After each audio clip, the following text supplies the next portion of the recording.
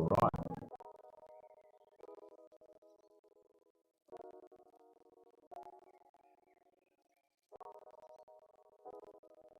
Does that sound alright? That sounds alright. That's coming from your headphones. That's coming from my headphones. Oh.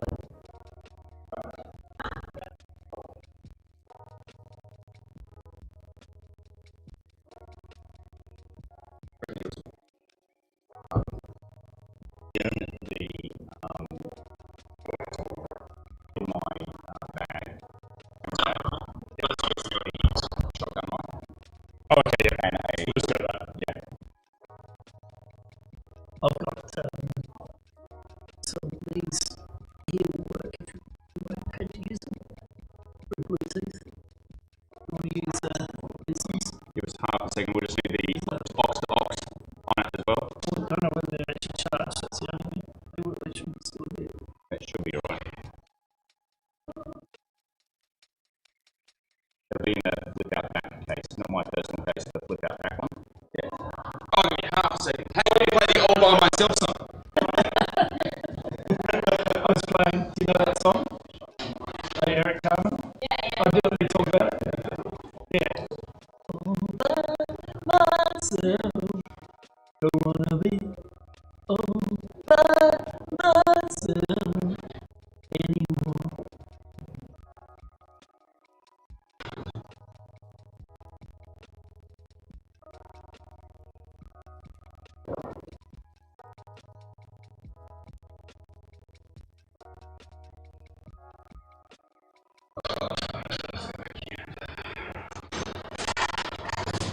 Like the second one you missed. Like the second one you missed.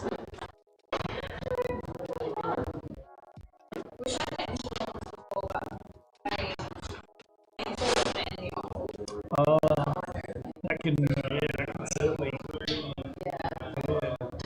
They may even be still doing it, installing them, might be putting software might be happening, loading in all the time.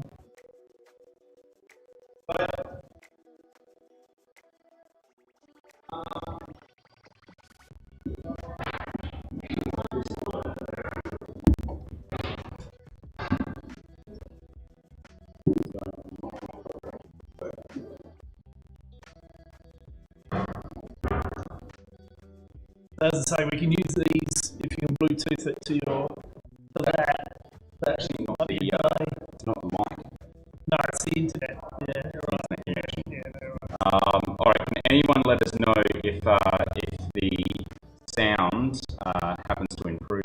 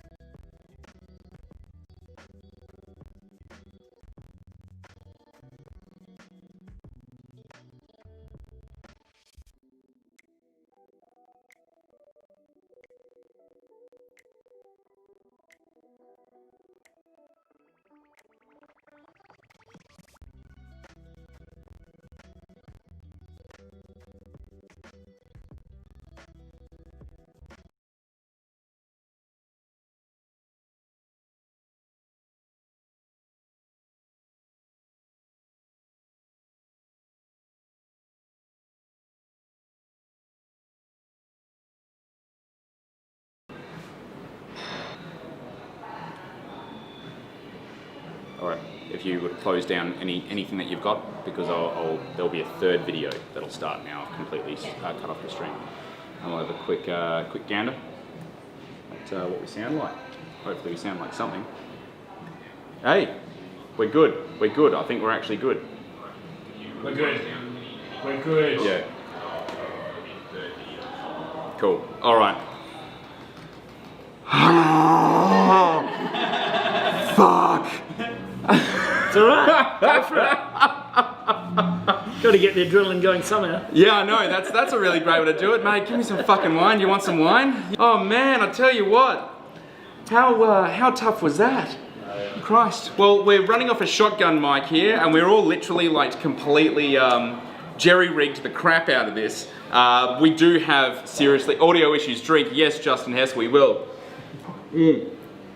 I'll tell you what, we do have massive issues with our internet right now, and I will try to diagnose in between now and tomorrow, but we're going to try to make do with coming at a bit lower latency, so there is going to be sort of chopping and changing and stuff like that, so I'm terribly sorry. But we're going to push on through because at least we've got the sound good. At least you can hear us. I think that's pretty fair. Guys, we have one of the most amazing guests on tonight, which we've really fucked up the intro to. But of course, Chester Osborn from Darrenberg. Thank you so much for that. No, thanks for having me. Hey, everyone, again. Guys, thanks. Obviously, also we have been monitoring the comments since we started 12 minutes ago, and there seems to be an awful lot of love coming in for you. Jicky Hill fanboy tonight with the 2005 Coppermine Road they're cracking open. Cool. Well, Chester loved the Dali exhibition from Terry Rawson. Terry, good to see you, of course. Sounds like you're underwater. It did, but hopefully it's gotten better. Swimming now. Stephen Harris, we had an entire McLaren Vale holiday planned in March with a day at the Cube and dinner. We had to cancel, obviously, due to an ailment as well, which they were absolutely devastated with. Tash Studley's chiming in. Oh man, you got all the love. Are you used to this? They probably all worked for me, half of them. So how are you at this stage? Obviously, through COVID and whatnot, you were talking about you're doing how many Zooms? About 1.5 a day I'm averaging. So you do America first thing in the morning, and 8 o'clock or 7 o'clock or whatever. I've got a glass of wine going, and England at night, and through the middle of the day I'm doing Australia or China or Asia or whatever. So and then you've got meetings and webinars. I'm basically hooked to the either my phone or to the iPad or whatever runs out first, and go to the next one. Whatever. But it's great actually. I mean, I'm not travelling. My house is the tidiest it's ever been. It's unbelievable. I've reorganised the whole garage, which was full of rubbish. They're not rubbish, they're all pieces of potential art pieces. Now I've got 30 racks I've put up, and I've got all boxes of all this weird stuff. So every time I come up with an idea to make a sculpture, I can go and look through all the boxes and go, oh yeah, I can add that, and add that, and add that. So that's great. And the cellar has been nicely depleted as well over this period. Of course. There's still a fair bit to go in there. I mean, really hopping into the old Australian Semillons and Rieslings, actually. A lot of fun. Back to the 80s and 90s. Oh, amazing. Just amazing. Does it reaffirm your love? Oh, yeah. And I hadn't been really drinking them. I've just sort of been leaving them there and drinking a lot of European things or more, interesting things that are just, only slightly aged. But yeah, it's really has. And I mean, we've been doing blind wines all the time because my daughter's been doing vintage, and my other daughter's been out of school because of COVID, and then the other one's been not working, so she's been there with her boyfriend, and my nephew's there, my father's there, my partner's there. So every night we're going through 10 or more bottles of wine, all blind. So, I mean, blind tasting. I mean, the other part, well, you can make up your own mind. So tell us, I mean, probably the most pertinent question I thought would be worth asking, what is it like to be the most eccentric guy in Australian wine? I think we're all a bit eccentric, aren't we? But I just like colour and it is really cool. No, You. Seriously, it's and if you read in the description, I actually thought long and hard about what I actually, funnily enough, do think really long and hard about every sort of guest synopses we put together. But you've got to keeping larrikinism alive. You're keeping fun alive in Australian wine. Is it something that you think we've missed? There's no doubt about it. That wine, we drink it to have fun, and then all these other winemakers, marketing people, all dress in their suits and pompous, and talk about the nuances and whatever, which is all beautiful to talk about nuances. But you've got to have fun while you do it. And so I've got a prop for every label name. That every dinner I do, pull out all these props. If we get time, we'll have a look at them. And can we look now? All right, sure. Because I gotta. Seriously, this guy rocked up with like a suitcase, and it's the first one. So this is, you might recognise it. If I turn it this way, it's pretty obvious. Obviously Julia Gillard, ex-Prime Minister of Australia. This is the Solipstic Snollygoster, a single vineyard Shiraz wine we have from the 1800s. The vines were planted in the 1800s. And Snollygosters are really arrogant. They're always right. They always think they're the best and whatever. Politicians are Snollygosters. They don't listen to anyone. And Solipstic being soul, only one, so it's arrogant on top of arrogance. And so that little vineyard is really arrogant. It makes a wine that doesn't age, and it's beautiful. Bamboo scrub. We've got a little piece of bamboo here. The Copper Mine Road, a big chunk of copper here. This is another single vineyard Shiraz wine called the Amaranthine. It's the colour purple, obviously. It means everlasting. This one's a bit controversial, but it's another Snollygoster. Fake booze. Fake booze. What was that saying? It's back there. So push to inflate. Does it? That's his sentiment. It's also, but that's really rude. Oh yes, I've heard that speech. This is the foot bolt, of course. A toilet roll holder.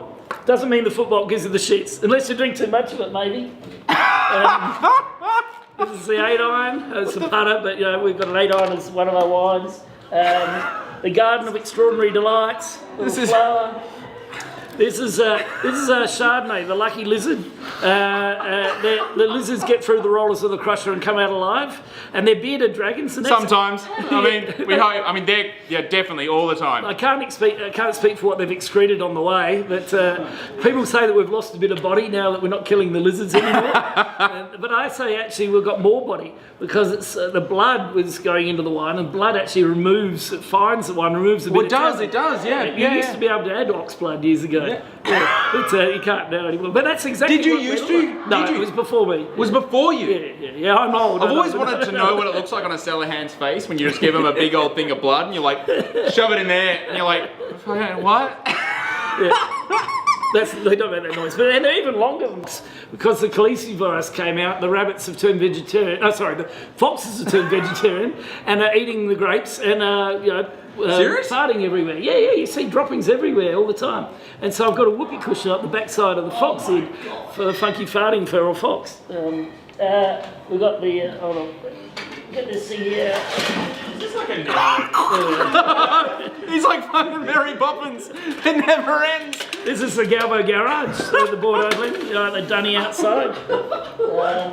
We've got the hermit crab, little Baltimore little crab for the hermit crab. We've got How long has it taken you to accumulate all this? These have done over 1,000 flights around the world. The stump jump. 1,000. These have done 1,000 flights around the world. At least, yeah. And you were saying you've been to pretty much every country you're distributing? How many? 90 countries we sell to, so I haven't been to all of those. But I've been to every state except for one in the US. What's the most crazy country that you've heard from that sells your wine? They kind of took you by surprise. Israel want me to go there all the time, but I like myself without holes, so I haven't actually gone there yet. but we have the high trellis. This one here is the biophilic Silurian. You know, in Doctor Who, the Silurians.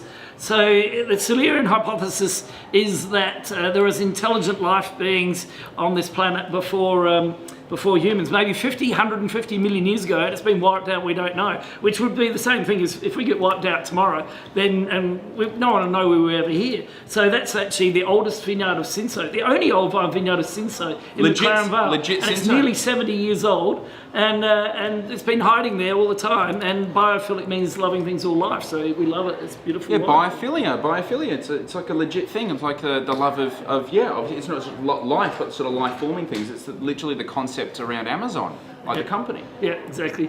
Olive Grove, tinned olives. Oh, this Have these tinned olives been everywhere in the world? That's the second one. The first one started fermenting. That one's still about 5 years old. You'll like this one. just appreciate the tarnish on this can for a second. That has been pretty banged up. That's. So this one here is this is the Wild Pixie. So we've got toothpicks and an ecstasy tablet, Pix E. Usually that one gets stolen from me when I'm away. It's actually aspirin. I have to tell people that so they don't take it home. The broken fish plate. It's a little fish on a plate. Actually, let me show you my things. This is really the real broken fish plate because it's a harvester breaks all the fish plates off as it goes around a sharp bend. The love grass. This is what have you done with that Shiraz. grass, Darren? Fucking Chester, what's going on? So lovegrass is a weed in the vineyard, and it attaches to like Velcro, you know, socks and cats and dogs and whatever. And so this wine, we call it Shiraz, but actually there's about 20 other varieties in there, all attached to the Shiraz, like lovegrass. Not many people know that. But, What is your like marketing team take of this? of all this stuff, I don't think they're sure what to make of it actually. How many wines do you make? Peppermint paddock. I make 76 different wines. So.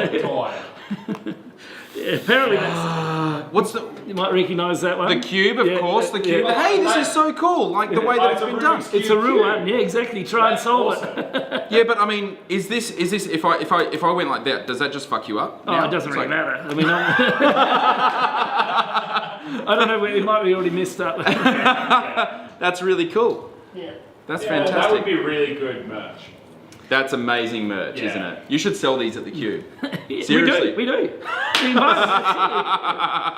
That's awesome. I've got this is potty golf. You know, he showed you the 8-iron, and this is golf. So when you're on the toilet, you can play golf, which is quite fun. Yeah. I mean, sure. Yeah, absolutely. This is the 28 Road Mourvedre, piece of road. It's actually a dirt road. That's not the idea of showing a copy of this. I'm just trying to understand, like when you jump on a plane, right, and you know you ended up being a little bit, you know, weight restricted, and you have to open your case. Oh, these get examined all the time, and I've always the one I've got. Do you actually- present to them the same way that you present now, The- just like one yeah. by Oh, one? yeah, I do actually. I do tell them the story, and they start cracking up and they go, "Oh, look, don't worry about it. I could smuggle anything in," because they give up about halfway through. So this one you might recognise, the dead arm. It really is dead. This one, and there's a little spider here somewhere. I can't get down there. It's getting old. And but this used to work when you put a magnetic spider on the back. It used to go along the ground and go, "Ah, help me," which was great because this represents Shiraz that's been growing in McLaren Vale for nearly 200 years. And the money spider Roussan, it's another roan variety, white roan, is the money spider. So it's like the white roan attacking the traditional area of the red roan down here. So that was a bit of fun. And this one here is the wine that we're drinking right now, actually. Yeah. So this is the Stephanie the Gnome with rose-coloured glasses. Exactly, yeah. So it's a rather long name, but the first wine we made of this was 2011 vintage Pinot Noir from Adelaide Hills. Very wet year. It was the highest altitude vineyard in Adelaide Hills. Had to pick it a bit early. So we foot trotted all the time, and it came out rosé colour, but with a bit of structure, and tasted more like a sort of light burgundy. So it tasted like Savigny Le Bon. But instead of Savigny Le Bon, I call it Stephanie the Gnome, because of course it rhymes. And with rose-coloured glasses, because I added Cinsault and Mourvedre Rosé to it. And when you have a bottle of this wine, life's like looking through rose-coloured glasses. But of course, a gnome is a little bearded man, and Stephanie's a girl's name. So this is a transsexual wine, to make reference to the fact that actually 20 years ago, real men in Australia weren't drinking rosé. You had to be transvestite. So that's basically why it's called Stephanie the Gnome. So we do have a very pertinent question here. The xenophobia cat. Oh yeah. I've got a cat here somewhere. There we are. There's a cat in Perth somewhere. No, its battery's flat. It's buggered by the COVID. But yeah, xenophobia is the fear of an empty glass, which. We can. So, well, should we jump Yeah, into some of these reds? Yeah, Yeah, well, let's absolutely. Of course, he's brought some red wine. Oh, actually, look at this. I've got the xenophobia cat here. Let's do there it. you go. Let's do it. Absolutely. So now, xenophobia is a fear of an empty glass. And I had a cat called Booze, whose real name was non-alcoholic Booze. We called him Booze for short. So he thought he could drink, but he wasn't allowed to drink because he's non-alcoholic Booze. So he suffered from xenophobia all his life. And, So hence the name. and it's Sagrantino and Cinsault, so it's a bit of a mouth mumble as well. Xenophobia. Whoa, backtrack. That's the mouth mumble part? The fact that it's Sagrantino Cinsault? Really? Oh, it's a massive mouth mumble. Never mind the name of the wine. That is incredible. It is actually a very incredible wine. This smells fantastic. 2013 is the current vintage because Wow. Sagrantino is one of the most tannic varieties of Italy. Of course, so, yeah. So Really I like long to have it with a elevation. bit of age. Cinso doesn't age; it just stays perfumed and fragrant and elegant and long. So it reduces the tannin in there. Only about 6% Cinso in there. The old vine vineyard I mentioned, nearly 70 years old. So tell me, Chester, when did the fun begin? When did because I mean, was your old man Darry, was he doing this as well? No. So when did the fun for you begin? Once we started doing a lot more dinners in the 90s, I suppose, and I started doing a lot of travel, and I started to think, I've got to do something that is just a bit more entertaining. We're in the entertainment industry, really, as a winemaker. People are going out for dinner wanting to be entertained. They want to drink something good, but they actually want to be entertained. That's all it is. Have some fun. So have some fun. That's what it is. So yeah, bring all this stuff out, and I've got all these caricatures as well. So we commissioned 70 of the top cartoonists of Australia to draw caricatures of each of the label names. We'll get rid of the go and go into the cat. Someone just tuning in now. Yeah. It's just like, we're having so much fun. We're having so much fun. I've got to get rid of my rings because I can't actually pull anything out. Oh wow! So- Oh man, I have signed by you and your old man an actual like a A whole collage of these. yeah. Cool. Yeah. We did a heap for it. These are so cool. So that's the Noble Mud Pie, which is a sticky we do. This is the Noble Prankster, another sticky. The Noble Petrotatinia Fucalinia. I didn't show you the prop for that because it's my backside. And I didn't show you the Noble Wrinkled Riesling because that's in the front of my pants. There's the Rosé. There's the Peppermint Paddock. And we've got the Footbolt Shiraz. Custodian is actually a cartoon that goes with it. The Old Bloke and Three Young Blondes. I got in trouble for that wine. I can understand why. Yeah, Do you still make it? Oh yeah, absolutely. It's $200 a bottle. It's going fantastic. And people said that there was this girl who has a female website magazine said that I was sexist doing that, and I thought, well, what sex am I upsetting? Because it's just called Old Bloke and Three Young Blondes, or maybe it's because I didn't mention women. I don't know, but anyway, I didn't realise that when you Google Old Bloke and Three Young Blondes, you get lots of hardcore porn. Oh, that one's upside down. This is a cat one. You get lots of hardcore porn, but now when you Google it, you get the whole first page is all about Darren because I got like $1 million worth of press when everyone wanted to know all around the world. 2 days of just talking about the Old Bloke and Three Young Blondes. You beat porn. You beat porn. Are you saying Darren Berg beat porn? I thought actually what I might do is come out with a whole range of wines that are all the most searched porn names, and we could really own all that 15-year-old boys, before they start drinking properly. No, I'm joking. Oh wow, this is incredible. I wasn't expecting this to happen. This is the Arthur's agoraphobic cat. So The I've got- what? You have another one. This is a new one. How This much- is also Sagrantino Cinso, but $200 a bottle. This is Sagrantino Pressings. And so, it's enormously tannic. What's Arthur's agoraphobia is the fear of being forgotten, and Pressings of Sagrantino won't be forgotten. But also, I had a cat called Audrey Hepburn, who was just an ordinary tabby, and so I called her Ordinary instead of Audrey. So she had a complex of being forgotten. Barry's original. Let's just gloss over that. Everyone knows that one. Barry, Laughing Magpie, the whole cartoon of the Custodian. The Noble Wrinkled Riesling, again, I'm not going to show you my penis. The Garden of Extraordinary Delights. The Ironstone Pressings. The Pickwickian Brogdinian. Pickwickian is Mr. Pickwick, so really stylish. And Brogdinian means giant, so a giant stylish wine, a single vineyard Shiraz wine we have. The Cadenzia, don't make that anymore, actually. The Daddy Longlegs, extremely rare. I Tawny. saw a photo of this. It's actually really cool. It's a bottle of tawny and it's literally got... It looks like a spider. Yeah, exactly. Yeah, It's it's one of the 100 mils. coolest things ever. Yeah. Well, they go on and on and on, all of these. I didn't, actually I found... Seriously, there's like 100. There's 76. And the Laughing Magpie, I forgot to show you that. So that's what a magpie looks like, of course, and that's really what the Laughing Magpie is named of. Because my daughters couldn't say kookaburra when they were 3 years old, so they called them Laughing Magpies. Oh, that is so cool. I had no idea that's where that one came from. And it's black and white grapes, so, it makes sense, and it's a very cheerful wine, but it makes this noise. I don't know whether you can hear that, but it sounds a little bit sinister. which is It's actually very much sinister. quite appropriate because my daughter's been taken over by demons as well now. They've turned into teenagers.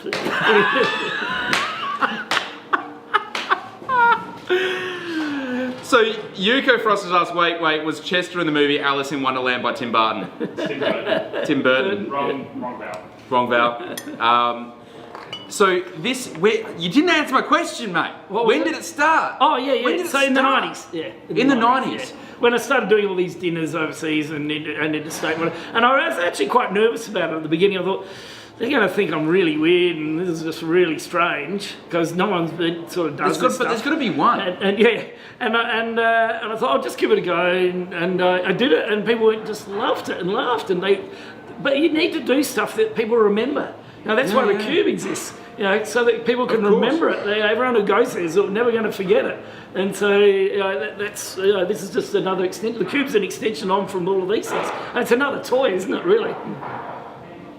At this stage, I feel like I'm the guest on Chester's show. This is. It's nice of you to come. Thank you very much. Next week we've actually got Steve Parrell coming, but this is too good.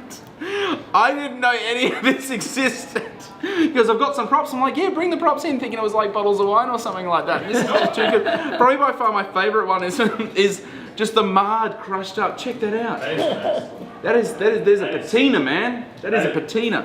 I've got my father here. I've seen a few customers. You mentioned we didn't talk about Darry's original very much. Well, I've got the Darry's original here. It's a bobblehead of my father. Unfortunately, he's off his face. He's got a dead arm, or a couple of dead arms, and he's legless as well. But anyway. Very good. Well, speaking of legless and getting blind, we are known, of course, for a segment on this show called Blind Tasting. Are you familiar with the concept of blind tasting? Yeah, Chester? I do it all the time. And I cover up the bottles occasionally too. Well, we've got a couple of wines here which you're welcome to choose, pick a selection from. We'll give this one to Noah. Noah's going to let y'all know in the comments what we're going to be tasting, and got a corkscrew. We do. Nice pink one, I noticed. Yeah, lovely one from Mona. And there have been, speaking of Mona, awesome segue, comparisons to yourself and old mate Walshy. Yeah, it's pretty wild, isn't it? How do you take that? It's beautiful. I've never met him, but I'd love to meet him. I mean, he's a lot more wealthy than me, so there's really no comparison. but he's got long hair. He looks a bit like me. It's a bit greyer than me. I'll get there though. And he's about my age, and he loves loud shirts. And he loves art, obviously, and he's got a winery. So there's a lot of similarities actually. So sometime I'd love to have a dinner with him. So do you think it's more to do with the fact that wine brings people like this together, or? Well, definitely people who love. Oh yeah, there you go. Oh, good, no colour. Yeah. No. This is where we're trying to make it as difficult as possible. Spicy, aromatic. Super spicy. Yeah. This is gorgeous. This is beautiful. Yeah. This reminds me of a really nice Rhone Grenache. That's what it feels like. It could be a more obscure variety than that. We don't know. There's a little bit of white pepper as well. There's a little bit of herb, interesting exotic herbs. I'm shoving the comments down. I didn't see them. No, I'm going to shove the comments down so Noah can let y'all know. This is actually a banging wine. This is a banging wine. It's beautiful. I was weird we were going to give you one of that sort of like natty McFucked up styles of wine that you were just going to spit out straight away. Yeah, but this all is the Italians used to give them that to me. All the Italian grape growers would bring along. You go and see the grapes and go, come and taste my wine. And I taste the wine and they go, you like? I go, not so much. They said, we didn't think you would. And then occasionally, a little Vegemite glass. And then occasionally, one year they'd bring it in to me, their wine that they made. They say, yeah, you fix this? And I go, too late. Yeah, I go, you can't fix this. You go and buy a bottle from in the tasting room, and it's like the worst mousy thing ever, But some of the natural wines like that. Some of the natural wines really good, though. Absolutely. Well, I've got to ask, because you're a wealth of stories. And obviously you're telling so many stories here with all these amazing props and in an amazing way, in a very captivating way. Where has been the most favourite place for you to tell these stories globally? Australians I think are the best because they get the humour really quickly. I think they can understand me. Americans, for sure. Americans actually find it still a little bit hard to understand me, maybe the accent. And our humour is very different than Americans, and I've done a lot of work. I would have done about nearly 3 years. So if you added up all the different trips I've done over the last 20 years, 30 years or whatever, then that's sort of difficult. The English quite like it. They're quite fun. They get into it. But really, there's a lot of great places in the world. When people really get raucous, actually probably Northern England and the Scottish. Right. Irish, yeah. they all really get into it. They're really fun. That's probably where, and Brighton, they're super eccentric and fun down at Brighton. Yeah, exactly. Absolutely. That's where some of the best fun I've had is. So obviously with Australia opening up, you do a lot of travel. I know, Laura and I, up until the big bad COVID. Yes, Terry. It's a drinking game. That's right. Well, it could easily be Grenache. There's definitely like a lot of spice super spicy, there, isn't it? and a little bit of white pepper from which means there's a bit of it. Well, sure, Grenache can have that white pepper too if it's just a little bit more shaded or a little bit more tighter clusters. Yeah. And this feels like remarkably well crafted. This is the sort of style of wine that I would jump at a chance to be able to shove in the cellar. All right, Noah, you're playing the game. I'm going to move a little bit closer to the mic just to see how this picks up. Oh, you should be okay with that. You should be okay with that, Mike. Can you guys hear me? No, actually, no, they can't. I thought that might be the case. They can't. It does seem like it's more than just Grenache, though. If it is, it seems like there's other varieties in there for sure. If there is. Alrighty. Is it red or is it white? Well, I'll go red. I got red. Yeah, definitely red. Yeah, it's red. Is it a New World or Old World? I'd say New World. This is really hard because it feels like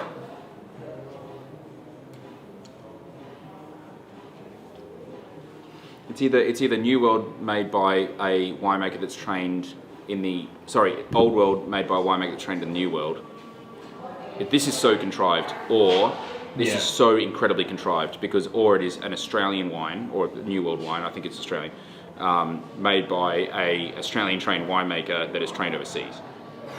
Yeah, because it has length about it, has beautiful balance and poise, has lovely complexity. It's not a big wine. It's not a really complex wine, but layers of earth and things. It's not that. It's just that there's lift from having some whole berries in there. It seems, and the balance is juicy. That's what made me say Australian because it's got that juicy middle palate there, which you can obviously get in Europe for sure. But that sort of said to me that it was more Australian, and sometimes that white pepper, I see that more here in Australia too. This is one of the most contrived wines I've ever had. I reckon there's it's gorgeous. Like I said, this is a wine I would buy lots of, but I think it's because I have a love for tannin, and I think the tannin's really sticking out of this, like in a really interesting way, like a familiar way. Okay, let's rock and roll. So you're going New World. It's New World. Fuck. It's New World. That was a punt. Yeah, well done. That was a punt. Well done. That was a punt. Well done. Yeah. Are we going?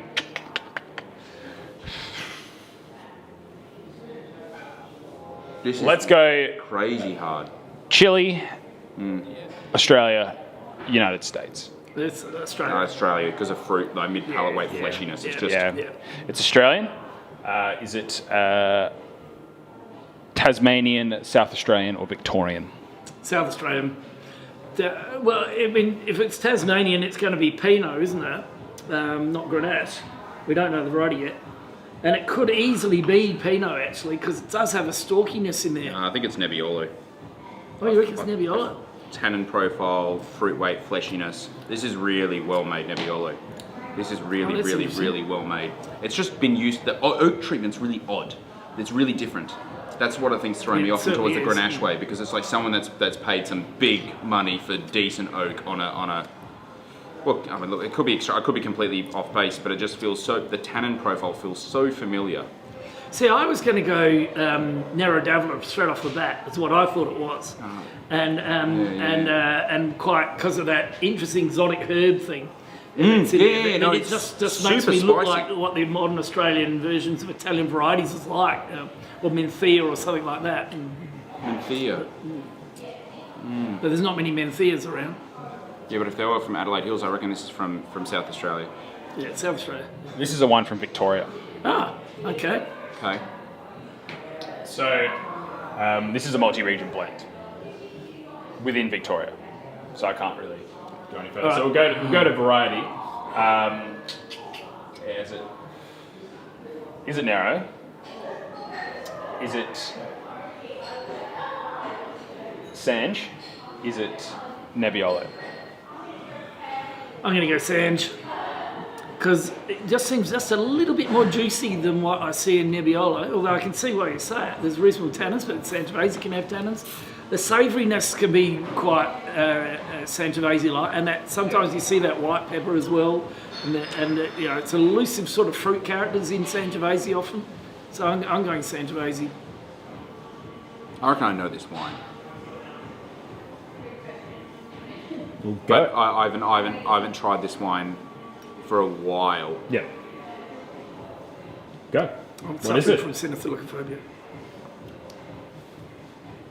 Do you want to power move it? Power move it from what you can't really power move it because we're down in Victoria. But what do you reckon it is from? No, Victoria? that's right. Yeah, because I thought it was South Australia. Yeah. No, because I thought it was this particular one. He's actually done a version of this wine. I think what it is from Adelaide Hills. But no, if it's not, it's like 2017 Dave Fletcher Minion Nebbiolo from Victoria, then Pyrenees and stuff like that. Middle blend.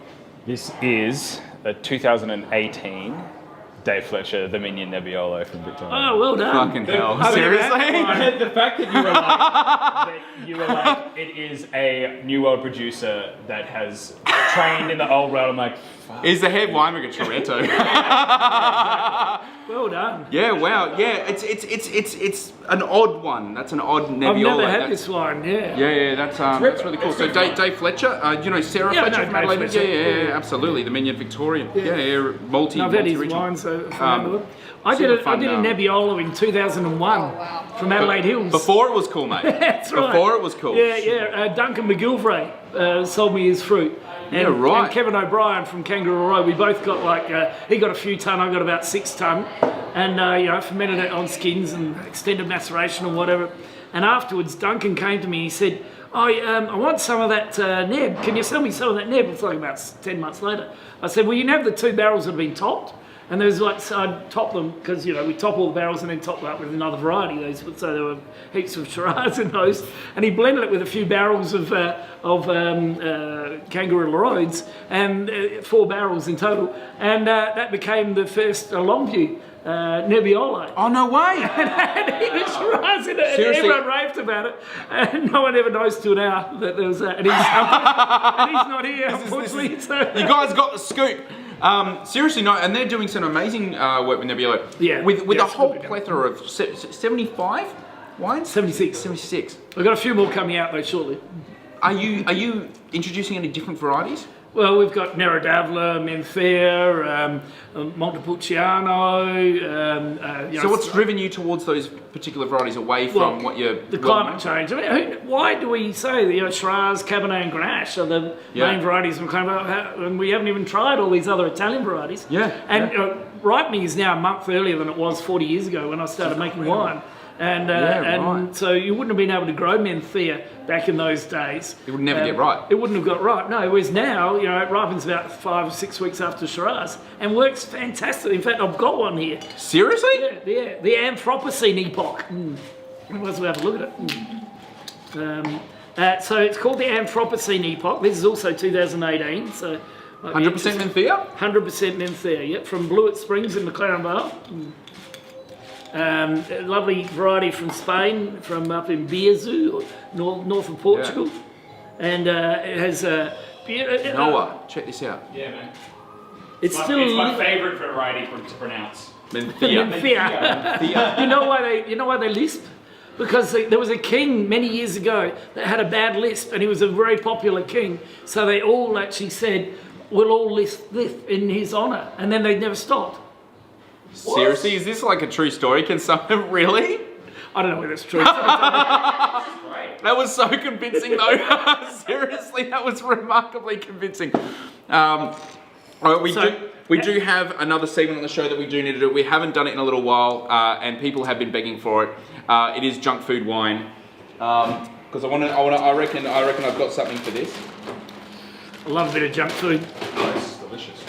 Cheers. It's still young, but it's got all that beautiful. You like pork crackling? Oh God, who doesn't like pork crackling?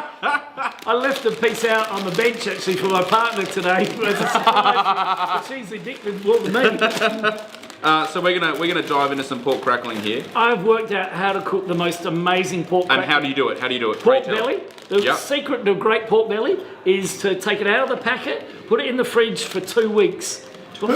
2 weeks. So it dehydrates and really gets dry. When the skin gets really dry, it makes the best pork crackling, the best pork belly. So do you not have the meat, it's just the skin? No, it's all the skin and the meat. The meat stays in there for 2 weeks. You notice when you buy pork belly, the use by date is usually about 2 or 3 weeks. So I never worry about it. And I cook it all the time like this and it's fine. There's some pork specialist taught me that. So you're cooking, just to clarify, you're cooking pork belly not for the meat. For the pork, for the crackling. I quite like the meat too. But That's it. I'm saying, I think dude. Chester's got all of his priorities perfectly right. Has fun, introducing new varieties, cooks pork belly for the crackling, don't worry about the meat. I'm almost Plans vegan. for it for 2 weeks. I'm almost vegan, you know. Not vegan, meat only, you know. It's but other than this stuff, you know, which is obviously this is my vegetables. Fruit, what do we call it? All right, Menthea, tell us about this. So Menthea, from as I say, Biazu up in above Portugal. It's actually, I believe that this has the potential, if climate keeps getting hotter in McLaren Vale, which it probably will, this has the potential to replace Shiraz as the most popular variety because it has many similarities to Shiraz, but ripens, as I say, 5 or 6 weeks later. Has a darkness, has a nice spiciness. It's a different variety, it's a different character, but there's a herb in amongst there. It has about similar weight, a lot of length, similar tannins, and these are young vines that should be able to produce some amazing stuff. And it's called the Anthropocene epoch because we've been in the Holocene epoch for 14,000 years. And now scientists are saying that we're moving into a new geological The human time. epoch, basically, you know, where we so are anthro the being ones human. that are... Exactly. Yeah. So we're laying down our own geology. So in the Darrenberg Cube, there's a whole art piece which has 4 desks of the 4 generations of Darrenbergs, of Osborns, I should say, and this bottle's there as well. And you can hear Oppenheimer, the father of the nuclear bomb, with the very first nuclear bomb going off in New Mexico in the 1940s, with him talking about it, and the bomb actually going off and him interviewing people and saying he's the destroyer of worlds and whatever else. And so that's the beginning of the epoch, is that all around the world there's a layer of radiation from this nuclear bomb testing, and I've got the graphs of all the nuclear bomb tests in the world, above ground and underground on there as well. That is so and cool. A bomb, there's a big bomb up there as well. Real That is bomb, so actually. cool. And all the climate change stuff. Real as bomb, well. actually. What the fuck? That is so cool. Yeah. So the realization of the cube was sort of a realization for yourself that you've had these sort of ideas for so long that you just wanted to be able to showcase to people. I want to share them, exactly. So the whole idea of the cube is to get your senses high. So you hear the weather. As you walk up the row of the vines, you can hear the weather. 8 parameters of weather are being turned into real-time sound, done by DJ Tripp, great guy, great musician, musician and obviously a DJ. And he's done this algorithms of sound, which is really bizarre. It changes just as the wind changes and everything. And the sun comes out, and it's for the vines, called Weather for the Vines. Because when the sun goes in, the vines will feel it gets colder, and they'll hear the sound change, they'll feel the vibrations. And the first vintage I made from those vines, when they had the whole year of the sound going, is the best vintage I've made from those vines as well, which is pretty bizarre. There have been sort of studies that have been done into like playing wines in the playing wines in the cellar, playing music in the cellar, playing music in the barrel hall, talking about vibrations and how they work. And obviously, if you reference things like biodynamics, they talk about vibrations. There's a funny one with the natural selection theory guys, where they had 2 amphoras, one which they gave a lot of praise and one that they like swore at. And then they both said that everyone said the one that was sworn at was the tastier one. It's pretty wild, isn't it? Really quite strange. Throw up blind tasting. So and they did the same sort of thing, playing music to a couple of amphora in I think it was in like an aircraft hangar in Sydney. Sam Hughes was behind it, and they still have some of those ceramic eggs from that project. Really quite an interesting one. You talk about biodynamics. So we're the largest biodynamic grower in Australia. Seriously? Yeah, 500 acres of biodynamics. Fuck. That would make you almost the largest in the world. Next to Birkenwolf. I think there's New Zealand's slightly bigger, that one over there, but he's not even certified, so we don't know whether We it just all don't is. know. No. And so I've got an installation in the cube also dedicated to biodynamics as well. It's a cow sitting on its tail hugging a polygraph. So a lie detector from the 1980s, it's a really old, big, huge thing and whatever. And it's got these bottles on the top representing our viticulture. So, Rudolf Steiner started biodynamics back in 1929. Yeah. And he didn't really use any science behind it. He just came up with it. So that's why he's the cow's hugging a polygraph, because it could have just been a heap of lies. We don't really know. And it's called biodynamic bull, even though it's a cow, but bull, bullshit, yeah. And I've got these cool. bottles like on the top with crosses on them, so with Roundup and insecticides and water, and we don't cultivate as well. So all that just explains our viticulture in one little look at that. And then next to that, we've got the world's first fully automated natural winemaker. So all we do is we put Sagrantino in there, turn it on at the power point, and we walk away. And whenever it decides, it presses it and into the plastic jar, the carboy, and it's finished, and that's it. And then we just make sure the Malo's finished, add a bit of sulphur, and sell it straight away. You can't add sulphur though. You can add sulphur. So we call that obliviscence reverie. So obliviscence meaning oblivious. So we're oblivious to what's going on. Reverie, daydream, same sort of thing. Wow. That is incredible. That's insane. Like your mind operates at a rate that that is just mind-bogglingly cool. I think, and fun. I think that's the really cool thing. It's just captivating. It's fun. There's different things that you can possibly sort of experience at something, a place like the Cube. I thought I might put these in the vineyard, and then we actually pick into them in the vineyard and have a little solar battery I thing, dare you. and turn them on and leave them in the vineyard, and then when it presses, the wine runs out into a barrel that's actually in the ground, and then you'll get the real terroir of the flavour that's aging in there, and no one goes near it, and then just go and have a look at it. So using this amazingly creative mind of yours, I'm fascinated to know, what would you be drinking with pork crackling? Pork crackling master. Definitely this one. And I'm glad you said that, because this is what I was about. So this is a 2013 Beautiful View Grenache. So this is one of our amazing sites, Grenache wines. Damn. This wine there we are. I'll show everyone first. There we are. Yeah, right. And this has not been. No tractors have been in this vineyard at all. Only horses, people, and sheep. That's it. Horses. There's the other one. There's another one in Australia that uses horses. We were talking about that last night with Lee. Last night, yeah.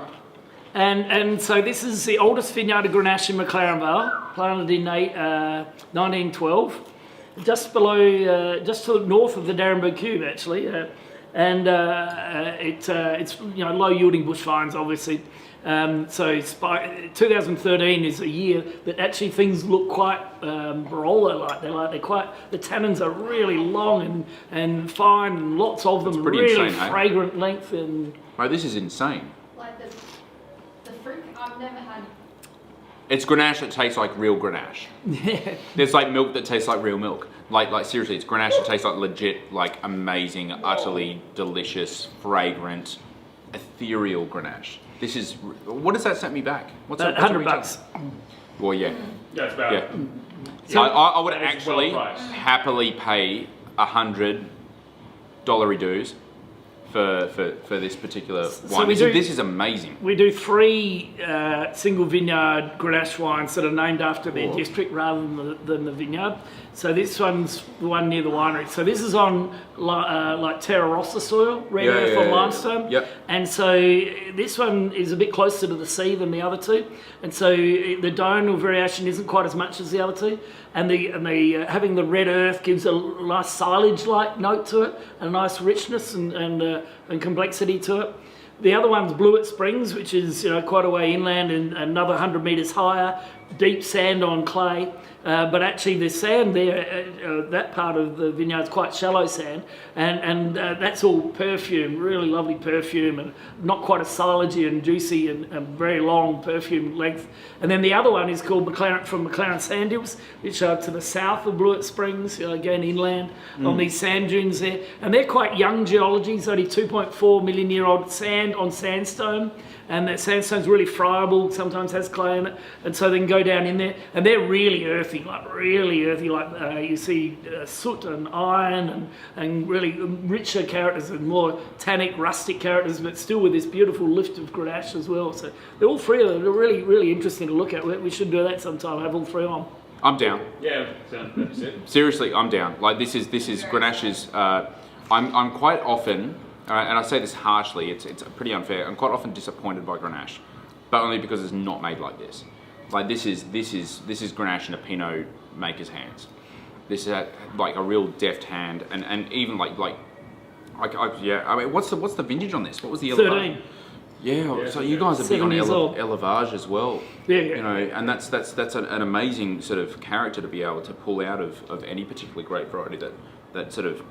I can open the 1960s. Well, we haven't done it for a little while because they're getting low in stock. The 1960s Grenache-based wines are fantastic. You should hold a 1970s party and have everyone wear rose-coloured glasses for it. We actually just did a Studio 54 party recently for my partner, which was quite a bit of fun. Well, mate, that pretty much wraps up our time. Mate, thank you so much. It's like sheer and utter debauchery that has occurred here tonight. Grenache is the new Pinot. There are so many great ones out there these days. Thank you very much, Yuko, for that comment. It is absolutely true. I think Grenache has the ability and has done actually for. In the right hands, and in particular in this one, this is fucking really good. Thank you very much. This is really I'm enjoying it a lot. Chester, thank you so much for dedicating your time tonight, mate. This has just been it's been really fun. I think it's been really fun. It's been really eye-opening. And Dave Fletcher, thank you for such a dope wine. And Noah, thank you very much. Some of that pork crackling might find its way into my bag. And guys, thank you so much for persisting.